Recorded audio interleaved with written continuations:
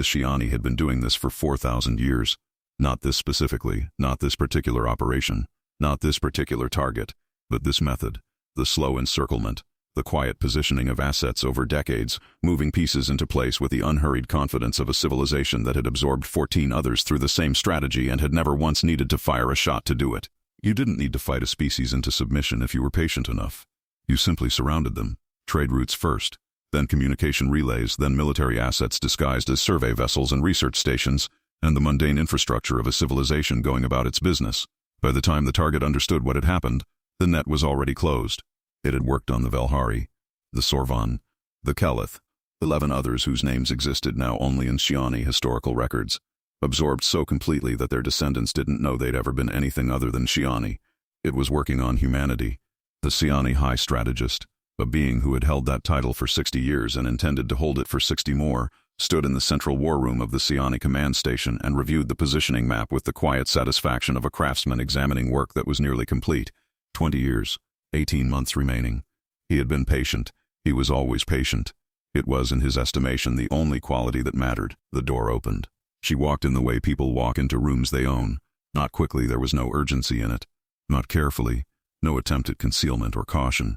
Just a woman in a plain jacket crossing the war room floor with the unhurried stride of someone who had somewhere to be and was neither early nor late. The high strategist's security detail moved to intercept. She stopped, looked at them, then at the high strategist. "I'd rather talk to him," she said. "If it's all the same."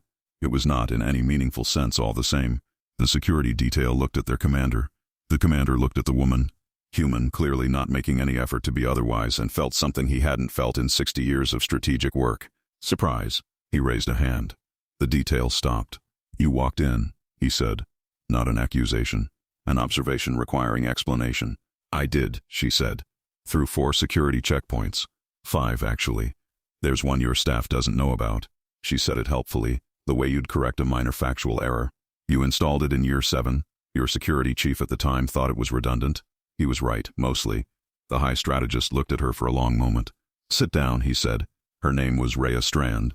She said it without being asked, which the high strategist noted. Volunteering information before it was demanded was either confidence or strategy. In his experience with humans, it was usually both at the same time. She sat across from him at the war room's central table with the positioning map still live between them. 20 years of careful work rendered in light. Every asset marked, every vector calculated, and looked at it with the expression of someone reviewing something familiar. "We've been watching you do this for 19 years, she said. He said nothing. "Year 1, we flagged the first survey vessel as anomalous.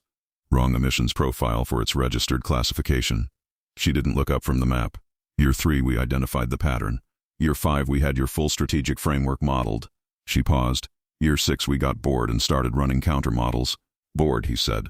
19 years is a long time to watch something without doing anything about it." She looked up. "We wanted to see how far you'd take it." The high strategist looked at his positioning map. At 19 years of careful, methodical, patient work that had apparently been observed in its entirety by a species he'd assessed as not yet sophisticated enough to detect it. "You allowed it to continue," he said slowly. "For 19 years. We were curious," she said, "and we wanted the complete picture before we had this conversation." "What conversation?" She reached into her jacket and set a data chip on the table between them.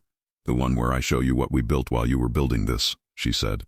"And we figure out whether there's a version of the next 18 months that works better for both of us than the one you've planned." He looked at the chip, looked at her. "You came here alone," he said. "I came here with everything I need," she said. "There's a difference."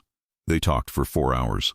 The high strategist had conducted thousands of strategic negotiations across 60 years of service. He had a precise internal calibration for the weight of information, what it cost, what it bought, what its presence at a table meant about the person who'd brought it. What Rhea Strand put on the table in the first hour recalibrated everything, not what humans had built, though that was considerable, and the positioning map she pulled from the chip made his own look like a rough draft. What recalibrated everything was the timeline, the dates on the human intelligence assessments, the confirmation document by document that humanity had known about this operation from year 1 and had spent the subsequent 18 years not countering it but studying it, learning the Scifi method from the inside while the Scifi applied it to the outside. "You could have stopped us at any point," he said. "Somewhere around hour 2. The observation cost him something to make, but the accounting required it." "Yes," she said. "Why didn't you?" She looked at him with the expression of someone deciding how honest to be and landing on completely. "Because stopping you would have ended the conversation before it started," she said. and we wanted the conversation. What conversation? The one where a species that's absorbed 14 civilizations in 4,000 years considers whether absorbing a 15th is actually the play. She leaned forward slightly. You're good at this. Patient. Methodical. We've been watching you work for 19 years and you're genuinely impressive. A pause. But you've been running the same strategy for 4,000 years because it's never failed. That's not a strength, that's a habit. The high strategist was quiet. What are you proposing? He asked. She smiled. Not triumphant, not smug. The smile of someone who had been waiting a long time to ask a question and was finally asking it. Something neither of us has tried before, she said. She left 6 hours after she arrived.